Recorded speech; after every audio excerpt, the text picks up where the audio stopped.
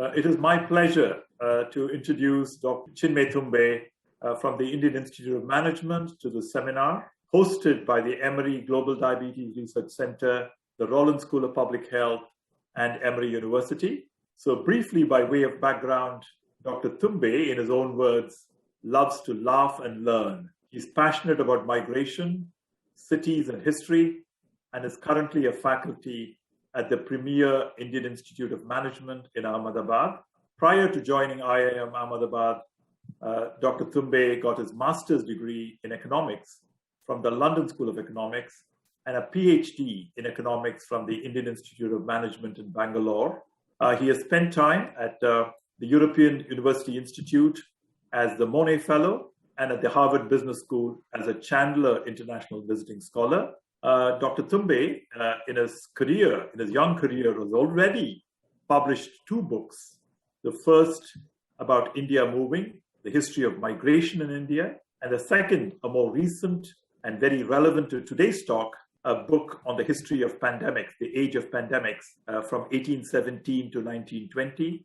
So his talk today is going to reflect on that book and then take us forward to what we are going through currently about the pandemic of COVID and estimation of deaths in India during this pandemic.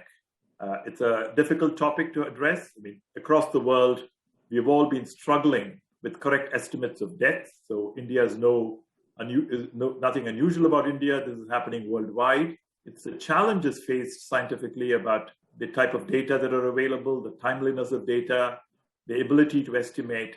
And so all countries are struggling with correct estimation. And so there are indirect and direct ways of doing it. So Dr. Tumbe is going to take us through this journey. So with that, Chinmay, it's all yours. Thank you. Thanks for this very, very warm invitation. Being thrilled to present at this forum. What I'm going to do today is present some of my work on past pandemics as well as my current work on the current pandemic with the common theme of estimating deaths. How do we know how many people died in the pandemic? And I hope to kind of show you the history is also important because you'll see how over time things have changed in terms of the same estimates let's say the estimates of the same pandemic have changed over time and what we might see going forward right now as well. My training comes from economics and I work broadly in the fields of economics, demography, and history. And so as part of this project, I've had to digitize a large number of statistics, especially, historical statistics on mortality. And I'll give you a background of that as well. So I'm going to have a presentation and, be offering slides. So let me begin that. Right. So the focus really of this, presentation today is of 2 years, 1918 and 2021. And I'll also show you some remarkable similarities in some of the death number spikes that we're seeing in the months in some of the charts ahead. But let me start by just pointing out that India has been here before. Even, in the deadly pandemics of the past, or what I call the age of pandemics, 1817 to 1920, 3 deadly pandemics, cholera, plague, and influenza, collectively wiped out over 70 million people in the world. That's about the same number of people who died in World War I and World War II cumulatively. And you'll see that India was the #1 most affected country, actually, in each of those pandemics. In plague, virtually 90% of those deaths happened in India, over 90%. In influenza, it's popularly known as the Spanish flu, but I will refer to it as the 1918 influenza pandemic. About 40 million people died worldwide by some estimates, of which about 20, and these are my estimates, 20, other researchers have placed it between 15 and 20. So about half of that influenza mortality was in India. More than 90% of the plague pandemic deaths were in India. And cholera was endemic in Eastern India. So it's a bit tricky to see what was epidemic, what was pandemic, what was endemic. But my estimates of epidemic cholera was about 8 million. Endemic cholera in this period is about more than 30 million people in India alone. Right. So I should also point out Egypt actually had more, as a percentage of population, cholera affected Egypt more than India. But in absolute terms, India was the most affected in all these 3 pandemics. And you'll see that I've chosen 1920 as the terminal date. It's, of course, not the case that cholera and plague vanished after 1920, but they substantially reduced. And both cholera and plague reduced due to a variety of reasons: better prevention, better cure, In the case of plague, perhaps herd immunity among rodents. Both cholera and plague were bacteria-based diseases, and hence antibiotics revolution of 1940s, really made a huge difference in those diseases. You then got ORT solutions for cholera. So cholera and plague are today, no longer dangerous diseases as we see them. Influenza, of course, viruses are much more similar in that sense to the coronavirus in terms of properties, in terms of its virulence. Cholera and plague's case fatality rates were in the 19th century more than 50%, about 80% for plague, more than 50% for cholera. But it starts to dip dramatically in the 20th century. In influenza, you'll see that around the world, case fatality rates were typically under 10%, which is, of course, very high by today's terms. But it was not the case fatality rates were not as high as with cholera and plague. Just an add to kind of warm up our discussion on influenza, because that is what I'm going to really focus on today. This is an advertisement in the Times of India on 25th September 1918, which says, influenza is cured in one day. And it's a particular Ayurvedic firm based in Calcutta. It says millions are saved and so on. Now, as it turns out, of course, I don't know the effectiveness of this, but it's safe to say that when tens of millions of Indians died, there was really no cure for influenza back in the day. So what is the influenza pandemic all about? We often say it's the greatest pandemic of modern history. Probably the only thing more deadly than this was the Black Death of the 14th century in Europe. But in modern history, the most deadly, even more deadly than HIV/AIDS, if you want to consider that as a pandemic. Many researchers have worked on the global toll. The most latest research suggests over 40 million people. A lot of this is dependent on the estimates for China. We simply don't know enough on that. And hence we can't say whether it's 40 million, 50 million, and so on. But the death toll in India range from, and I'm going to show you different researcher methods to estimate this, about 10 to 20 million people. And that's about 4 to 6% of the population. Remember, India is a large population. Back then, also the second most, largest country, that time under British India. I remember this 1918, India was still a colony of the British. 4 to 6% of the population. That's a huge percentage of the Indian population, which is about 10 to 20 million. So the Indian population back then was more than 200 million people. And it came in two waves, principally in India. In some other parts of the world, it came in three waves. But in India, it was in two waves. June to August 1918 and September to February. And the June to August can be characterized as the first wave. And September onwards, really brutal. And November was the worst month. And I'm going to argue that November 1918, has to be seen in light of what happened recently in India.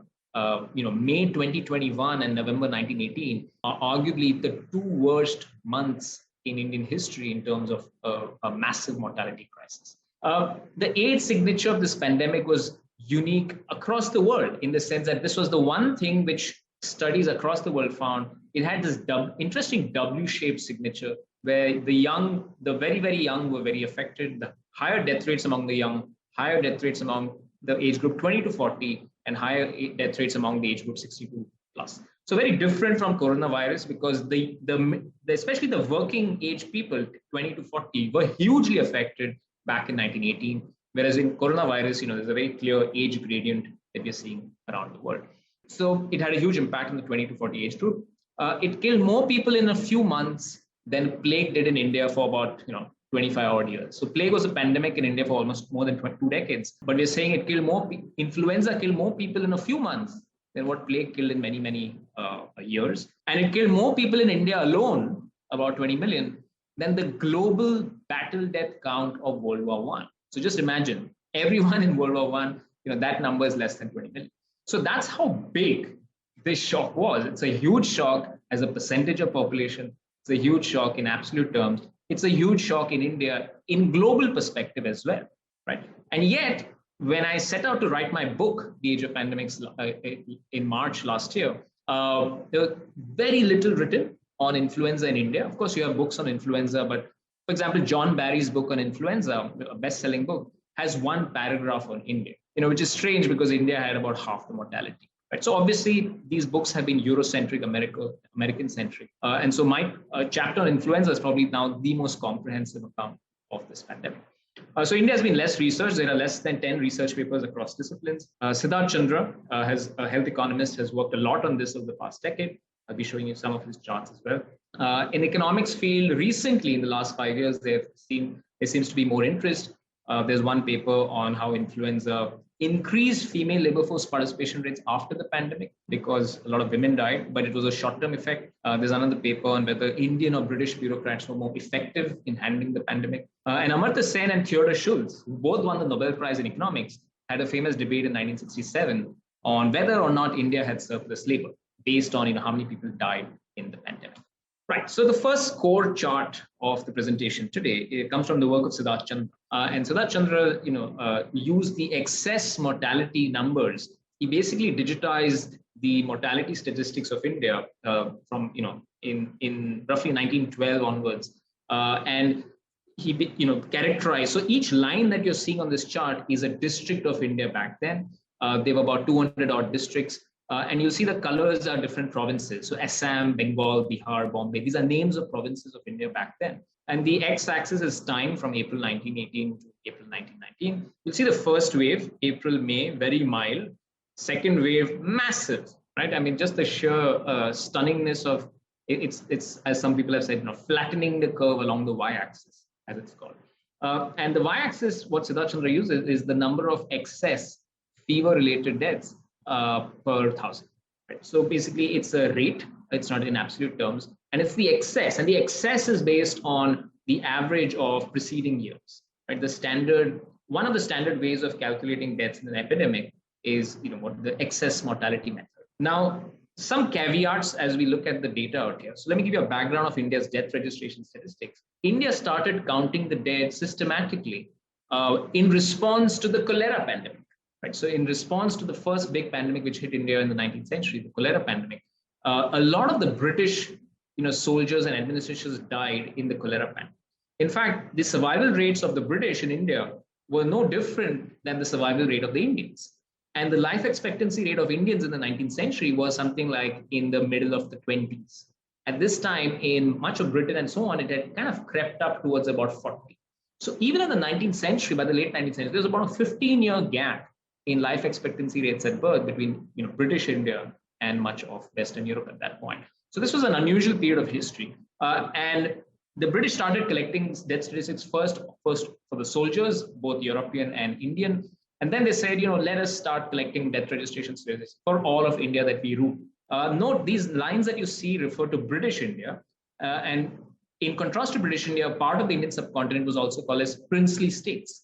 These were run by princes who typically were in a relationship with the British state, but they had relative autonomy in governing their states. So think of the modern state of Kerala, for instance. It was under this Maharaja of Travancore back then. Think of Mysore, many parts of India, which were princely states. So princely states comprised 40% of the landmass of the Indian subcontinent, but only 20% of the population. Because remember, Rajasthan, which is this desert region, was under princely states, so it had a lot of area, but not a lot of population. So 40% of area and 20% of population was princely. So that 20% of population of the subcontinent was actually is not represented in these charts because the death statistics were never implemented there, the collection. It was there only in British India. And even in British India, the death registration system obviously was not complete in the sense in remote India, nobody was really counting these deaths. Today, after a century, we still have parts of India like Bihar and so on, the poorer parts of India, where death registration coverage is only about 70%, 80%. Right? So while a lot of Indian states today have, let's say, near complete death registration statistics, which means that virtually everyone who's dying is going and registering at the death certificate office and getting a death certificate. So that's how we know how many people are dying based on the numbers which are given by these offices. So it is in that context, in which researchers can now digitize that historical mortality statistics, which were kept at the district level very systematically by the British. And so what I did as in my project, the first thing I had to do was to digitize all the provincial level mortality statistics from about 1870, where it really starts, to about 1940. And a lot of that analysis I put in a recent working paper, which is freely available online, called Pandemics and Historical Mortality in India. Now, coming to this chart, you'll see, that it's very steep, it's very rapid, and really November, you see between October and December, the November peak is astonishing, right? And that's where the bulk of the deaths are concentrated. It's not just in mortality terms, it even was a big shock in economic terms. This is a chart which I've constructed. The x-axis, the GDP growth rate, so this is economics. And the y-axis, think of it as inflation rates, something called as GDP deflator, GDP being gross domestic product. And what you see is that the influenza pandemic of 1918 was the worst year in recorded Indian economic history in the last 120 years. It had about minus 10% GDP growth in that year, and it had inflation of 30%. So this was a classic supply side shock where so many people died that production collapsed. People were too scared or too infected or simply dead. And so hence production suffered. Imagine 6% of the population being wiped out. Obviously, it's going to have a massive impact on production. And curiously, what I'm putting the question mark next to COVID pandemic 2020 on this chart to kind of point out that, interestingly, 2020 also saw a contraction, not about 10%, but close to about 8%, which means that the two worst years in economic history of India were both pandemic years. One in which influenza hit and one in which COVID hit. Interestingly, influenza did not, while there were restrictions and masks and so on in India, there was no national lockdown. Whereas in India, in March last year, we went for a very, very strong lockdown, as a result of which, economic activity really suffered. So the two worst years of Indian economic history, interestingly, are both pandemic. So now the question, how many people died in the Indian subcontinent in 1918? Previous estimates put it at 10 to 20 million. My research is now at the higher end of this, which says that it's more likely to be 20 million plus, which means I'm looking at 20 million as the lower count. Okay, and so how do we estimate this? And broadly, there are 2-3 methods. One is you just look at the basic counts. That count in India was very less. I'll show you a table summarizing the research. There's excess mortality method. You count the number of deaths, over a baseline period, and various assumptions on what this baseline should be. But the third important method, which I use, for example, is the intercensal method. That is, if you look at a historic event and if you have good census data, so in this case, we have in India census data for 1901, 1911, 1921, 1931, you can use that information to estimate the shortfall in 1921 based on how much these districts have been growing by. Right? So it's a regression-based exercise estimating the shortfall in 1918 based on expected growth rates. So if influenza had not happened, the population should have been X. Because of influenza, it was much lesser. What is the shortfall? And that's the method I use to calculate 20 million plus. Now, there's also a related question. Why did so many people die? 20 million is not a small number. And why did so many people die? And one explanation given in the literature is by Mills in 1986, saying it was the temperature, which means that in India, because Western and Northern India were hit much more in that pandemic, it must be that the temperature has some explanation, because these are somewhat colder parts of India in October, November. And hence, because influenza created pneumonic conditions, pneumonia, and a lot of people eventually died of pneumonia. Mills basically argued that it's because of the climate, the temperature, which aggravated influenza. But it turns out that the cross-country studies on influenza don't really find evidence of climate. You found even in cold places around the world, fairly high mortality. So this argument is not entirely convincing. And so what I am arguing is an economic argument for this massive mortality, that 1918 was also an unusual year in Indian history, which recorded India's third worst recorded drought, which means absence of rainfall. Remember, India gets the bulk of its rainfall in just 4 months, June, July, August, September. And in 1918, India suffered the third worst drought, which meant that as the pandemic, the second wave emerged, it was acting upon a severe water and relatedly malnutrition crisis, because people didn't not only had limited access to water in some parts of India, but because food production had collapsed, prices had gone through the roof. And it's that price effect which basically meant a lot of people could not get basic nourishment. And so my argument is that influenza acted upon severe malnourishment in some parts of India, creating gigantic levels of mortality. So it's a kind of an argument linking mortality and nutrition. So let's go to the specifics and the statistics of 1918. First, just to impress upon you this chart of just how different 1918 looks like when you look at monthly death rates. So this is the x-axis is 1895 to 1920. This is about 25 years of data, monthly data on deaths for all India. And you'll see that in November, the death rates for November 1918 are 5 times, remember, 5 times more than what it was in the average average November of the past. Right. So this is why I call it the November nightmare of 1918 in India, where 5 times the recording monthly death rates to be 5 times normal is a stunning kind of a pandemic kind of a shock, right? But you'll see the spikes are also for October. The spikes are also for December. So it's really it starts from September, but October, November, December are the big shocks in this particular pandemic. And this is a chart to convince you that look, it is a pandemic effect, and it's not some other disease which is happening. Because if you see these other spikes, they could have been malaria, they could have been other diseases. Because remember, malaria was probably the biggest killer of all the epidemics of those times. But this was 1918 was unique around the world because of influenza, and it kind of hurt the world pretty much in the same months, the deadly second wave back then. Another interesting thing of the 1980 epidemic was that it was one of the few years, in fact, probably the only year for that 70-year period for which historical statistics were digitized, where the rural death rates were recorded to be higher than urban. And note, rural areas anyway have low registration of death statistics. So this was remarkable. What we're saying is that the influenza pandemic in India was more in rural areas than urban. And the way to think about rural and urban differences in a pandemic is, of course, that there's something going on for each. In urban areas, you have more density. And so in a kind of viral pandemic, you would think that, density matters and, those places should be more affected. And so death rate should be more in urban areas.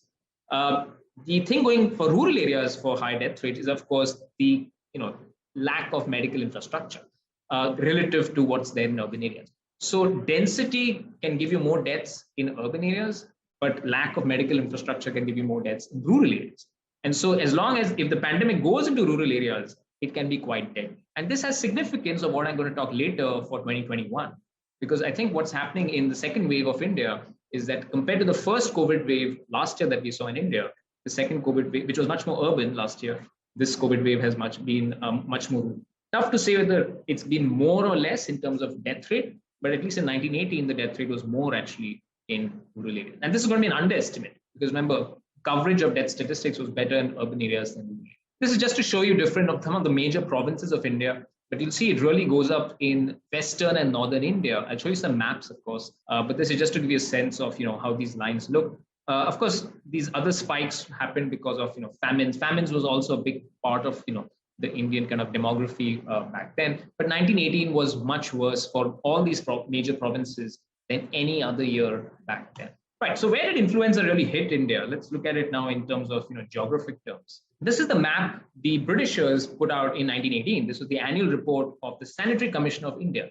This is the title given to the health officers back then. And the blue shaded regions are where there was pretty high mortality. The yellow shaded regions are where it's less. And the pink shaded regions are where virtually no mortality of influenza. So what you're seeing from here is, Western and Northern India is where the blue shaded regions are. Southern and Eastern India are where the yellow and so broadly speaking, Western and Northern India were much more hit than Eastern and Southern India. You'll also note the vast white spaces on the map. That is the princely states. As I'm saying, the princely states occupied a large part of the Indian territory, 40% of the landmass, as you can see. And we simply don't have data from the death registration statistical system maintained by the British firm. So we can't use this standard method of excess mortality for estimating deaths in the princely states. Okay, but the princely states did have the census. And so we can use the census to infer something about deaths in the princely. And that's what I've done. And that's my contribution to the literature is for the first time to look at not only British India, but also the princely states to come out with an estimate of deaths. Okay, so there have been more recent maps by different researchers and they confirm the same thing. Western and Northern India much more hit than Eastern and Southern India. Again, you'll see these maps leave out the princely states as blank spots on the map. So how do we estimate mortality? Excess mortality can be used using, as I said, using death data, which is counted. There are two problems. One is under registration. Just large parts of India were simply not counting deaths. And as I said, it's confined only to British India. So 25% of the population was simply not under the ambit of the statistical system. The other method which I use is the intercensal population growth method to find shortfalls. So here's a summary table. I'm just going to very quickly go through this table, but I wanted to focus on column 2. Each study estimates mortality for influenza in India in 1918 using different methods, and of course each method has an issue. So you'll see that the first number given by Norman White, the sanitary commissioner, was actually 5 million. So that was the first headline number. And when I look back at the memory of the 1918 pandemic in later newspaper articles and so on, it's amazing how that first number registered in the collective consciousness of the people. So for example, there's a letter to the editor in 1957 which says, we should take precautions against this upcoming flu pandemic because remember what happened in 1918, we lost 5 million people. And that is why numbers are so important, because what the general population of 1918 had was that first number which came out, which was 5 million. And yet what we are saying is that, today we think the number is about 4 times more. Now, 5 million, just to put it in context, was pretty much the number of people dying in a terrible famine in India in the late 19th and 20th centuries. So it was not seen as something outlandish. And that's very important because the people back then who experienced influenza knew it was horrible, but they kind of compared it with stuff like the plague, with the famines. And when you see a number like 5 million, this was pretty much what the estimates are for the Great Famine of India in 1876, 78, and so on. But what we now know is that the influenza shock of 20 million or so was the biggest demographic shock India has ever received on record. The first revision of this estimate happened by the census officials. The Martin was a census official. And when he published his report, he said, look, when we went to these villages, we found very few people. Why? Because everyone said people had gone away in influenza pandemic. And so they used this intercensal method. They used 2 methods, but they revised it up from 5 to 8 and 8 to 12 if you started using intercensal population. And so you'll see that the number then starts exceeding 12 million in a wide range of estimates. Kingsley Davis in 1951 put it somewhat higher. Mills put it somewhat lower. And Chandra, and others put it at about 14 million people for British Indian districts and so on. So basically we're saying whatever you use, now the consensus seems to be that about 15 to 20 million people died in the influenza pandemic back then. And my estimate is on the highest range of this, 20 million. So what I've done in my research is to use the Chandra method, which is basically a regression-based exercise using pre-census and post-census data, that is pre-event and post-event. So you look at how many people were there in a district in 1901, 1911, 1921, 1931, and then you see what must be the impact of this. Right. So it's a kind of a regression equation which is fitting the data, and you're trying to estimate this particular parameter, which is the flu interaction parameter. That is, because of the flu, what happened to the population of that district. Right. So it's a simple kind of a regression-based framework. So this is what I do, but what I do differently is I use a much more granular database than Chandra's research. I basically use the district level boundaries of 2001 year in 1918. So basically I backcast the data of 1918 in the jurisdiction boundaries of today's districts. So today India has about 600 odd districts, 700 plus districts. Right? So I get a much more finer geographical kind of boundary to work with. So my sample size increases from 200 districts to 500 plus districts. And I have the same population data, 1901 to 1941. But I also now use the princely states data, which Chandra and all do. So I basically, so if Chandra looked at about 70% of the subcontinent, I look at more than 95% of the population of the subcontinent, right? And so here's the kind of broad difference in the maps. You'll see that all these years, people show, if you see the map on the right, the blank spaces on the map are the princely states. We simply didn't know what happened in the princely states. The map I'm showing on the left, in fact, it comes from my PhD thesis on migration in 2012, shows you a district level map of India.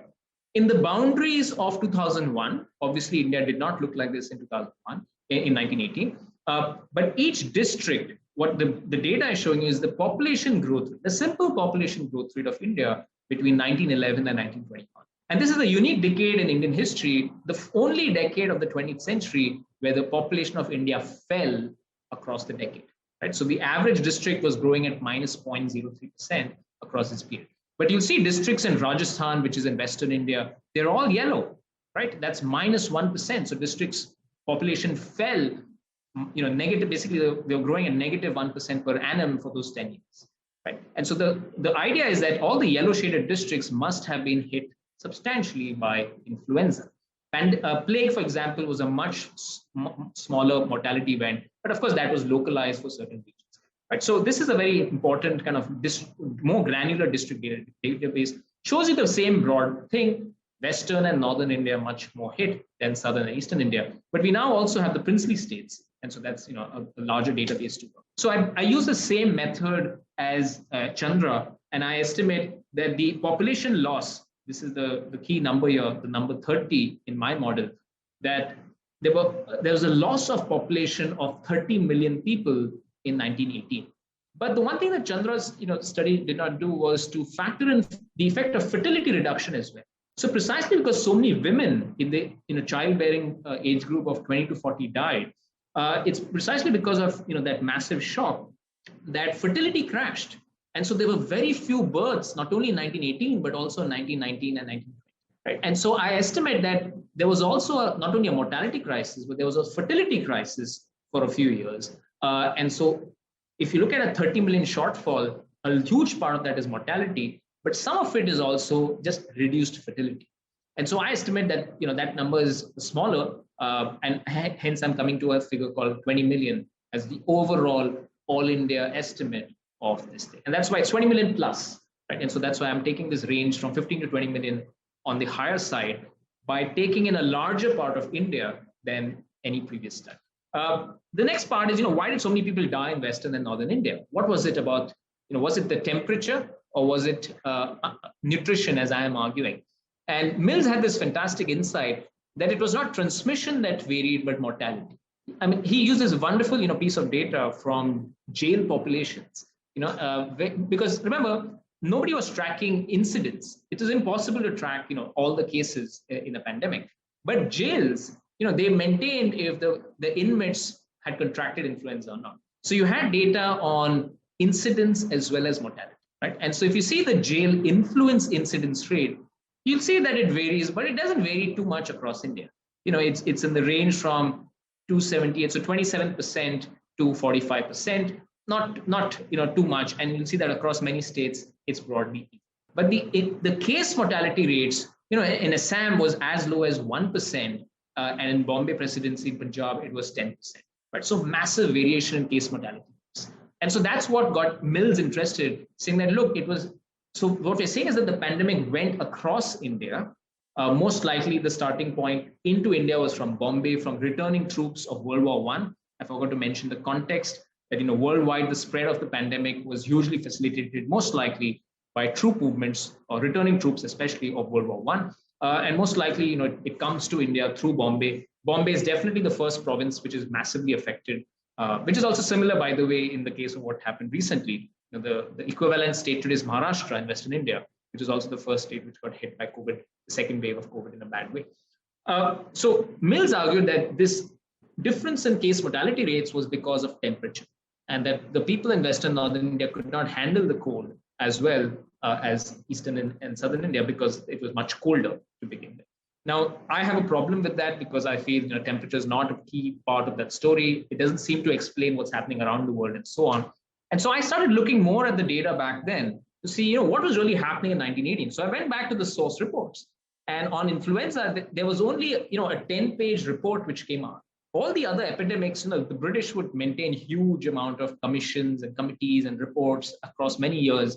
Influenza, they had something called a preliminary report on the influenza pandemic. And it was only preliminary, and a final report never came out. And Norman White wrote this.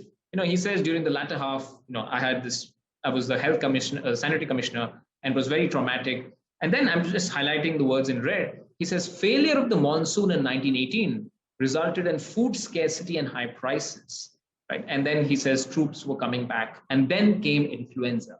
So the person who was in charge of India's health, public health back then, had it very clearly in his mind that, look, it was not just influenza, it was the interaction of the drought and the influenza which made it much worse. And I started working on this idea of what he was saying. So what I then looked at was to look at the rainfall data of 1918. And so what I have out here on your right is a chart of rainfall, which is basically measuring like the standard deviation shock. So if you just plot rainfall scores in India, so from 1901 to 2010, at the district level, in the district boundaries of 2001. This is the map I'm showing on the right. The rainfall shock score is basically, how bad was the rainfall that particular year in 1918. I'm looking at JJAS rainfall, that is June, July, August, September rainfall. And I interact that with, percentage of annual rainfall received by the district, just to get a sense of how bad, because some districts, the 90% of their water requirement comes in June to September. In Tamil Nadu, for example, that number is much lower. So there's an interaction term out there, right? And so if you just even visually eyeball these two maps, you'll see that Western and Northern India are much more hit by the drought in 1918. And there are some other parts of India where there's no drought at all. In fact, there's a very comfortable water situation. So here's a neat kind of an experimental, natural experimental setup, and a very exogenous shock, a rainfall shock, as exogenous a shock that you can get, which is basically, affecting some regions and not others. And hence I'm arguing that there's an interaction of the drought and the influenza. And so when I run it on a kind of very, very crude regression setup, you find that, the rainfall shock is hugely correlated with the population falls that we see. It's in fact very instructive. This is a very simple plot of excess mortality and rice price inflation. A huge part of India's diet is rice. You can also look at this in terms of wheat or other food prices. But you'll see that, and each dot in this chart represents a province. You'll see that some provinces actually had negative rice supply. This is Eastern India. They did not have the drought, they didn't have the food price inflation, and they did not have the mass mortality in the pandemic. It is precisely those provinces which saw 30% inflation, which basically got that mass mortality. Again, if I plot rice prices in India, you'll see that 1918 was the worst year in those 70 years. So rice price inflation in India in 1918-20 was more than any year between 1860s and 1940. Right? So this is not something I'm inventing. It's really clear that the price shock was huge for the population. And so here's my argument, that is, there is the context of the World War I. So what would happen in usual years is that if there were food deficiencies, the British would basically use the Indian railways to divert grain stocks from deficient regions, from surplus regions to deficient regions. And what happened in 1918 was that the Indian railways was heavily pressed into service for the war, which means using the Indian railways, the vast Indian railways, which the British had built so well, to basically use the railways to divert grain stocks to the ports so that it could go to Mesopotamia and feed the troops out there.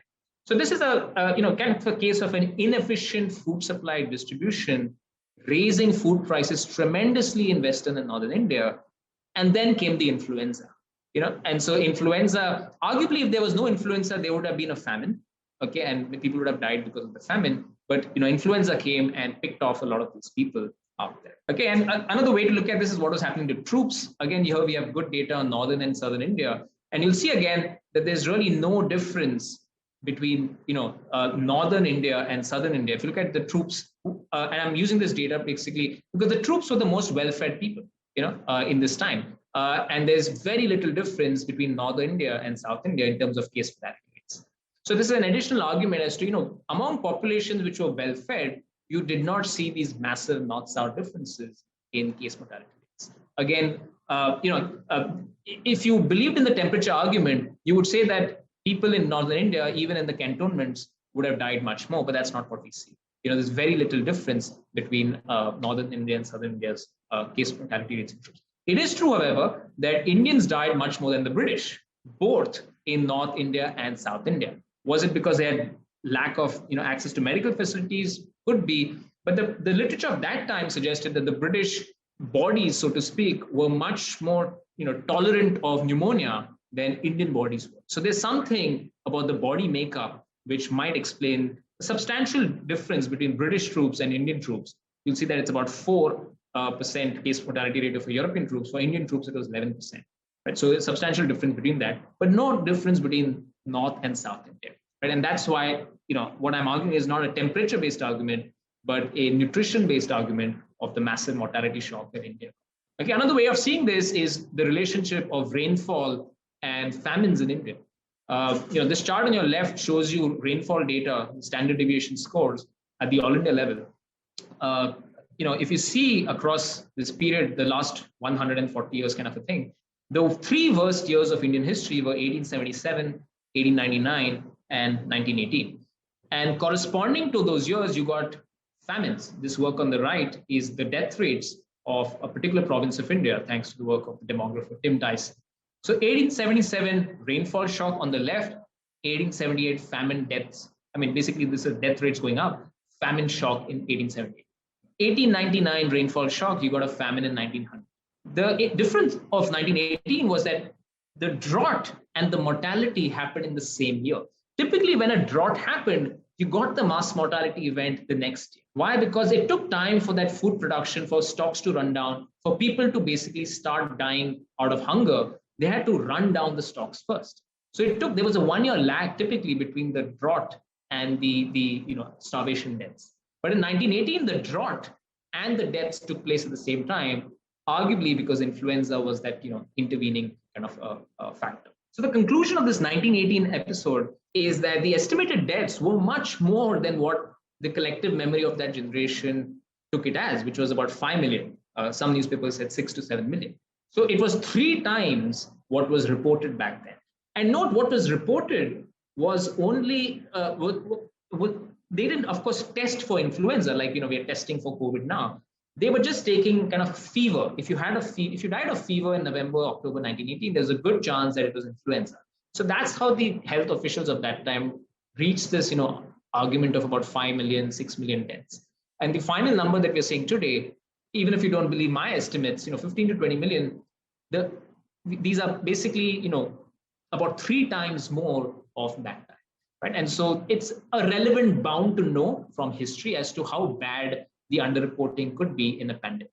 And of course, you have all sorts of evidence of how things had collapsed back then. Imagine 20 million people dying in a few months.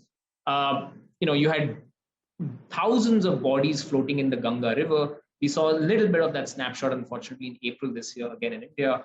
You have oral history accounts of corpses being dumped in jungles, off the cliffs. Jim Corbett wrote an account saying that the leopards became man-eating in some of the places in North India because they got a taste of the human flesh, because there were so many corpses, which are thrown out there. And note, when you get a situation where mass funerals, mass cremations, mass funeral pyres, typically excess mortality could be useful, but the intercensal method is going to be much more powerful, right? So think about bodies floating in the Ganga. They are not leaving a trace in the death certificate system. But because they are not going to be there in the next census, you can still maybe estimate, the shortfall using the intercensal method. So excess mortality and the intercensal method are 2 powerful ways of estimating deaths in the pandemic. Again, so this is broadly to conclude on the 1918 part. And I'm also pointing out that the princely states, which until now, people are not really pointed out, were badly hit too. So it was not just about British negligence. Even the Indian states did not do, substantially better, like Rajasthan or Rajputana and the Nizam ruled state of Hyderabad. Though in Mysore, there was some very interesting, pandemic management exercises. They realized that with some nourishment, you could survive influenza. So they had a very interesting response. They started going door to door, recording people's temperatures, started giving nourishment at the door. A very interesting, positive lesson from history. There were some interesting, episodes of public policy management of that pandemic, which I mentioned in my book, which we can still learn from back then. So I now come to COVID-19 in India. What do we really know, and how do we really think about the deaths? And obviously, this is very preliminary. The second wave has just happened. The death statistics are slowly being uncovered by journalists and researchers. And so, a lot of this is obviously preliminary stuff, but there's enough now to know that, obviously, India was really hit hard in the last few months. I'll start now with a quick comparison between India and the US in terms of just deaths and causes of deaths. So first thing you should note is, in the US, communicable disease is now just a really tiny fraction of overall deaths, right? Whereas in India, even today, we say about, I think about 25% of deaths in India are still attributed to communicable disease, stuff like malaria, and so on. And in India, the crude death rate overall is 7. You'll see in this chart that US has a higher crude death rate than India, but that's because they have different age structures. So America is obviously a much older population. And so if you look at age-specific death rates, obviously the US, this is just a general picture. This is not COVID-19. This is just an overall picture of deaths in India versus US. And what we're saying is that on average, this is data from roughly 2019-20. They're saying India has about 25,000. India experiences on average about 25,000 to 30,000 deaths every single day. Okay, and in the US that works out to about 8,000 deaths, every. So this is the starting point, right? That is India experiences about 26,000 deaths per day for all causes in a usual time period, right? And it's a useful kind of benchmark to know when we look at the reported numbers. So here are the reported numbers. These are the two waves for India, which are just taken from the Johns Hopkins website. COVID-19 waves of reported cases and deaths. And the chart on the left is cases, the chart on the right is deaths. So if you look at the waves in India, the first wave kind of peaked roughly in the middle of September before it started going down, and it peaked at about 100,000 cases per day, right? And the peak on roughly the first week of May 2021 was at about 400,000 cases per day. So you'll see the waves are very different, obviously much more flatter in the first and much more dense in the second. In terms of the response to the pandemic, in 2020, India, like most other countries in the world, had an anticipatory lockdown, whereas this year in 2021, we have had reactionary lockdowns, right? Which means each state of India shut down as cases eventually reach certain thresholds.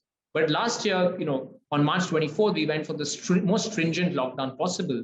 And that obviously substantially bought time to ramp up facilities and prepare for the pandemic. But so a lot of flattening of the curve did happen last year. This year, unfortunately, the pandemic caught India hugely off guard. And on deaths, you'll see, of course, a lot of lumping in the second wave. You see the first wave on deaths is similar to the first wave on cases, but it's much more lumpy at the end. And for some states like Maharashtra and the Western India, a lot of backlogs of deaths have accrued. And so they've kind of been revising these numbers every day, right? And so these numbers in the end of May, they had massive revisions. And on one day, even recorded 7,000 and so on. But broadly at its peak, in terms of reported deaths, India was reporting about 4,000 deaths per day at its peak. Okay, and in the US, I think it's about the same, 4,000, 5,000 was the peak in terms of reported. Now, with 4,000 deaths, of course, intuitively, if India is witnessing 25 to 30,000 deaths per day overall, and if India is just only reporting 4,000 deaths per day at the peak of its wave, it should not really, in theory, lead to the kind of stuff we saw in April and May, which was just absolute chaos at the funeral grounds. We knew intuitively, right, as we were living through the pandemic, that the reported numbers make no sense because the entire death system, that is, funeral grounds, cremation pyres, were overfull in a variety of states, right? And obviously, while these are not good gauges of estimation, they tell you that something is amiss in terms of what is reported, because 4,000 reported deaths at the peak of the wave is less than 20% of the overall deaths that were happening in usual times. Right? That should not have led to the kind of surge we saw of panic at these crematorium sites and so on. So clearly, it was much more than that. And so the big question in India right now is how much more.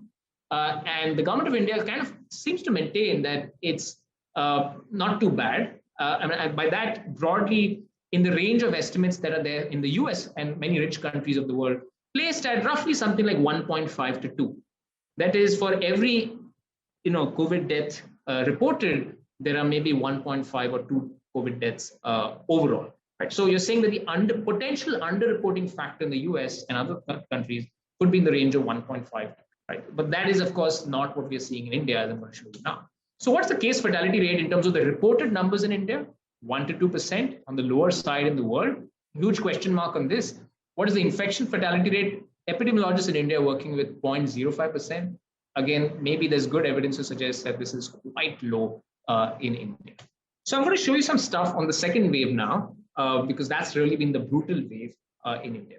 And I'll start with the mobility data to kind of point out, how did if the COVID cases progression, if the reported statistical system is not entirely enlightening, then how can we understand the progression of the pandemic? So I'm going to use mobility data, and these data come from Google Mobility Trends And the green shaded districts are the ones under massive lockdown.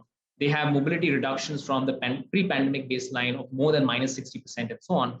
And think of the red shaded districts on these maps as the ones which are pretty much on business as usual mode compared to the pre-pandemic baseline. Right? So in the red shaded districts out here are the ones which are pretty much business as usual. So you'll see that last year in the anticipatory lockdown, India just shut off everything. Right? We shut off our trains, we shut off everything in a big way. And we achieved a dramatic reduction in mobility of more than 60% in virtually every district of India. Now, May 2021 is at the kind of height of the lockdown that we saw in India this year, but you'll see that's very different. Right? So this year's containment strategy was much looser than last year's, and much more decentralized. And in the event, even in terms of enforcement, just because you announce a lockdown doesn't mean that it actually works. In terms of enforcement, you'll see many parts of India where enforcement was extremely, extremely lax. Which what I'm trying to say is that compared to last year, it was much more business as usual in terms of mobility trends this year. And you can actually use the mobility numbers to kind of understand the progression of the pandemic. So April 1 this year, 2021, is the map on the left. And you see a few districts marked in green. This is pretty much where we are saying the second wave seems to be emerging from, this central Maharashtra, the green shaded districts here. And from there, you'll see the progression of the green means more and more districts are going under restrictions and lockdowns. So it's kind of a proxy of how the pandemic is moving. It's moving from central India across more of central India, and then finally pretty much all of India. And then this is May 7, May 20th, June 1. And by today, a lot of states, by the way, are already back to pre-pandemic. So that's the kind of progression of the pandemic in terms of mobility. Now, here are the horrific numbers from May. And you've seen this before. I showed you this chart earlier, which is November 1918, where death rates in 1 month are 5 times what they were in the average of previous years. That's the kind of numbers we are seeing for one state of India for which this data was uncovered, Andhra Pradesh, which is in southern India. And Andhra Pradesh has close to 100% death registration. So it's not a state which has a bad death system. So if you look at these months, January, February, March, for these 4 years, you're seeing that in May 2021, there's a pickup of deaths from about roughly 30 to 35,000 to more than 150,000. But in May alone, we're looking at excess deaths of more than 100,000 for one small state of India, which is about about 5% of India's population. So 5% of India's population is telling you you've got excess deaths of more than 100,000 in the month of May. And what is the reported number of COVID deaths in 2021, say from Jan 1st to now? It's in the range of about 250,000. Right? So 250,000 is the reported number of roughly of COVID deaths in India, right? For all of India, for all of this year, and we're getting 100,000 excess deaths for one state of India, which is less than 5%. Right? So you can kind of already get a sense of where we're going from here. This is substantial underreporting. Now, this is work from Rukmini, who's a journalist. She uncovered this data. And this data is sitting on the servers of state governments, but nobody's really releasing them systematically. Many of us are scraping these off the websites and so on. And you'll see the underreporting. If you look at the chart on the right, 100,000 excess deaths as compared to about 3,000 reported COVID. That's a potential underreporting factor of more than 20, if not 30. Right? So it's completely out of the ball. If you look at COVID deaths per capita, Andhra Pradesh is very low. In global standard, it's less than 200 per million. On excess deaths per capita in 2021, Andhra Pradesh is now exceeding 2,000 per million, which, as you know, is more than US's reported COVID death per capita, which is about 1,800 per million. So you're saying Andhra Pradesh in 2021 alone has a higher excess deaths per capita than America, which America has got for all, starting from March last year. And that's the kind of mortality crisis we're seeing. So this idea that India has not been affected by COVID-19 in per capita terms, that narrative is actually no longer there for many parts of India, which we are now getting access to the data from. I'm going to slowly wrap up this discussion. Just some charts on Andhra Pradesh to see, this is a state of India where you see, this is another state of India, huge state of India in central India, the same signature effect of the pandemic. In this case, Rukmini estimates more than 100,000 excess deaths. You can use more conservative estimates, use trendline growth, to kind of factor in growth rates of deaths every year. However you look at it, you're looking at underreporting factors for Madhya Pradesh of more than 15, right? And this is one large state of India. And I want you to kind of focus on this chart, May. It's the May effect, April, May are the key months. And it's the May effect of something like a 5 times increase. This is what we saw in 1918, right? It's that horrific. This is again a chart of Madhya Pradesh at the district level to see where the deaths were located. I have kind of estimated this now for Tamil Nadu in South India, in Odisha, in Eastern India. And you'll see there are districts now here. And I'm showing them in per million kind of basis, because this is how we can compare with, say, Peru, with South America, with different parts of the world. And what we're saying is that there are many parts of India now which have had just the 2021 COVID deaths, excess deaths per capita, which is on par with some of the worst affected places.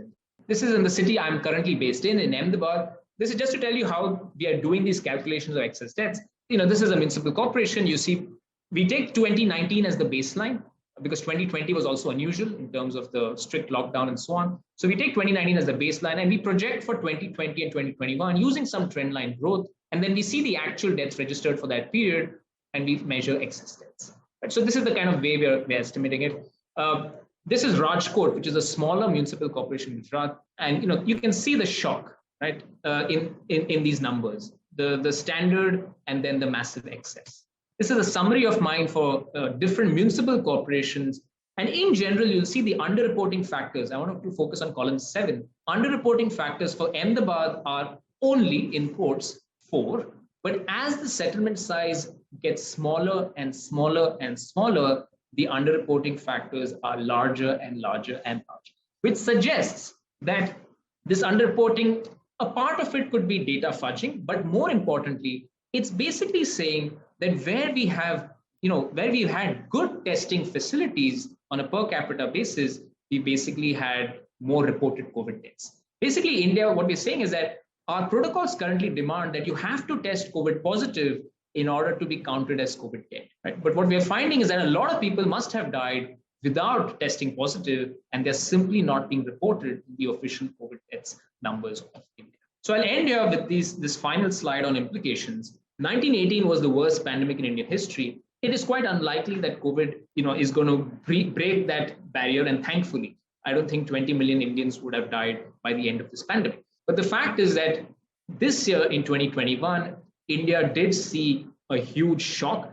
We have now decent data for about 5 or 6 of India's many states, and the numbers are already gone past 500,000. And these are just states with less than 20% of India's population. So the very conservative lower bound, I'm not giving upper bounds, but very conservative lower bound for excess deaths in just 2021 alone for India is now more than 1 million, right? As compared to the reported numbers of about 200,000. So adjusted for underreporting, this means that India is now probably the worst affected country in the world, even more than USA and Brazil, after counting the underreporting factors for USA and Brazil, right? Because the numbers are way past 1 million. And even on per capita terms, India is probably now one of the worst affected countries in Asia and Africa. Maybe not as badly affected as South America yet, but we still don't know the data for many states of India, especially where there are poor death registration statistics. And so finally, I'll end with this plea that while many countries of the world, like UK, for instance, have moved to a real-time monitoring of the pandemic by various methods, including a very timely release of all-cause mortality statistics, unfortunately, no state government of India has done this 1.5 years after the pandemic has started. And that is why many of us have got into this topic, because we realize that the ground situation is hugely different from what the reported numbers are showing. And it is a kind of a plea to the governments of India to open up the statistics and to have a fair inquiry, not to judge the performance, but to kind of say, look, what can we learn from this episode and how do we ramp up for future potential use? So with that, I'll end and be happy to take questions. And these are the two books. Thank you, Chinmay. It's a great presentation, and I'm sure there's a lot to read from your book. A number of questions already. So I'm going to start, Dr. Chandu had a question from what is the estimate for COVID-19 lifetime? You've answered that. Then Dr. Tripathi wants to know why epidemiological principles and epidemiologists are ignored by rule makers. Again, it's a political question. I don't know whether you want to answer that. And Yeah, and then Dr. Kenneth Crispin, nice deliberation. Why is the virulence of SARS-CoV-2 higher or variable compared to influenza? Do you want to answer that? Yeah, I think by most estimates, unfortunately, we don't have estimates of the, say, like the R number for India, but studies on 1918 for other countries have, we're talking about the influenza pandemic of 1918, place it to be, I mean, it is virulent, but those studies are suggesting that the current COVID thing is more virulent than what was there in 1918. Now, that's based on a few studies on 1918. You can imagine how tough it is to estimate transmission numbers back then. So broadly, my answer to that is, do we know if this current virus is more transmissible than the 1918 influenza? I'm still looking for that answer, because the current consensus seems to be that the current virus is more virulent, but I think more research is needed on 1918 to really establish that. Because 1918, it reached the remote parts of the world. The only places it didn't reach were islands which shut them off completely. There's these small islands which basically had these quarantines for 2 years and let in nobody back then. It reached remote Alaska. It reached remote Iran. It reached the remote parts of India, even where the trains were not going. Right? So clearly, with even some human-to-human contact, it was traveling very far. And so clearly, it was very big. How big, in terms of numbers, I would love to see more research on that. Lots of questions. I'm going to quickly pose, you can answer them briefly. One of the questions is about the quality of tests. I mean, we have seen many RT-PCR negative in April, have 40 plus neutralizing antibody titers.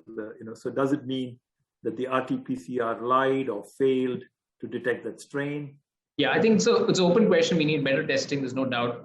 All I'll say is that, broadly what I'm doing is, how do we build better metrics in India to monitor the pandemic? And obviously, we'll see a lot of thresholds now are based on the test positivity ratio, right? That is, should a district lock down or not is often now mandated, whether the TPR or test positivity ratio is more than 5% or 10%. So that's like the key metric now of the pandemic. And so we want to get that, ratio right. And so it's a good question. But all I'd say is that, we need to have the best. I think some states are doing this now, saying that, we want the best test, and we look at test positivity ratio only among those tests and not these other tests which seem to be dicey. Unfortunately, we've also had scams in India. I think there's a big expose in Uttarakhand around the Kumbh Mela. They found about 1 lakh fake tests. So some scandals also emerging along the way. Hopefully, that's not the wider picture. But the larger question is, or larger issue is, I think a lot of people simply don't have access to testing facilities. So it's not just about the test, but also having access to that test. Yeah, a question about your intercensal methodology. The question here is, the slowdown could have been a result of growing mortality due to strain on the medical infrastructure. So did you account for that? Yeah, so it's I think, wider question. So my intercensal method is, of course, for the past. We are using the excess deaths method now and that's why I say for states like Uttar Pradesh and Bihar, which have very poor death registration statistics, their death numbers swing so wildly, even in normal times, that one would be very skeptical of reading too much into their all-cause mortality statistics. And that's why I'm not going to read too much in their statistics. But I would like to wait for the census. And so the census should have happened this year, probably happen next year, the year after that. But we'll have to wait for a few years to do an intercensal study on the current pandemic. But I think the larger question, which is very important, is what part of excess deaths are COVID-19 and what part of it is not, right? And my stock answer to this question now is that we should think of this as pandemic-related deaths, right? That is, if the pandemic was not there, these deaths would not have happened. And the lower the percentage of COVID-19 deaths among excess deaths, the worse it reflects on pandemic management, right? Because then we are asking the question, why did so many people die? At least with COVID-19, you have an answer. This is a pandemic and people could not kind of respond to it. But if, say, out of these excess deaths, if suppose somebody says, oh, but only 10% were COVID-19, I think there's a larger question, then what is this 90% remaining about? Because then that's reflecting precisely this collateral damage of this thing. So for me as a researcher, I'm concerned about all the excess deaths. It is, of course, an important point, what percentage, but my gut sense is that the bulk of it is COVID-19. Think of 1918, think of it now. You're getting massive spikes in 1 month. It is the month where test positivity rates were soaring. It must be COVID-19. That's my kind of gut sense. I think future studies might be able to disentangle to some extent. But it's like asking in a war, how many soldiers died and how many civilians died. If somebody tells you that only 500 soldiers died and 1 million civilians died, I mean, you would see the overall picture and say, look, that's a huge mortality, so to speak. So we should be concerned with all pandemic-related excess deaths. So, just to pick you up, let me ask one question. I mean, clearly, in your analysis, the reported deaths in 2021 is something like 250,000, but you think most conservatively, and I think you underline extreme, very conservatively, it's at least 1 million deaths. I mean, I'm not going to ask you to tell me what the upper bound is, but again, you did show some data on excess deaths in various states. It could be many, many fold. So I'm sure in the future, someday, we'll be able to estimate back, just like you did for the 1918 pandemic. And that could be a shocking number. But coming back to two things here. What is the importance? Why is it important to count deaths accurately? Clearly, number one, you clearly need to know who has died, and it's a right to know who's died. And secondly, what are the practical implications? I mean, so by underestimating or underreporting deaths, are you setting up the dynamic to make things worse for yourself because you're trying to manage the pandemic? So do you want to reflect on the two things, the reason for the idealistic reason for reporting deaths and estimating deaths correctly, and the practical reason? I mean, are there arguments as to why underreporting might come back to haunt you and make your own case worse? I think the first thing is very important to get a good picture where we stand. I have not talked in this presentation on 1918 and 2021. There's a lot to be said about 2020 itself. The data we're slowly encountering now is that, look, there were excess deaths in 2020 as well for some parts of India. It was, of course, compared to the second wave, it was a much smaller wave and so on in terms of intensity. But we're seeing the uptakes for excess deaths for some states for which we're seeing the data. What this means is that, it's only with good data that you have a good assessment of the ground situation. I think in 2020 itself, a lot of people kind of said that, look, India has managed this. The narrative has been that India has managed this pandemic so well because the comparison has been America always. And America's, per capita figures about 1,800 per million in terms of deaths, COVID deaths. And India was at something like 100 or 200. So this particular narrative throughout that, India is doing well, then taken by some, people in terms of natural immunity. There were a lot of kind of, very baseless speculations that we now can say with hindsight about the level of herd immunity, level of natural immunity against COVID, which was based on, data which was strictly speaking, not entirely accurate. So the first point is that you need to know the data to tell you where you stand in the pandemic. Are you doing well? Where are you in this pandemic? As simple as that. And then the more practical reason, it's remarkable because at the height of this pandemic, we were allocating medicines, oxygen, variety of things on the reported numbers, right? And so here's the kicker.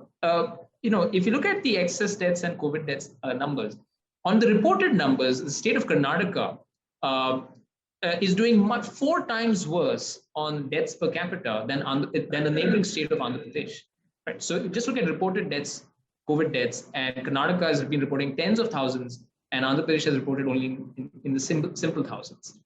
Now, when you adjust for this, if you look at excess deaths per capita, Andhra Pradesh is doing much worse than Karnataka.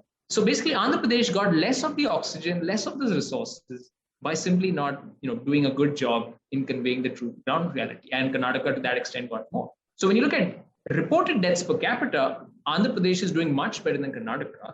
And so Karnataka gets more of the resources.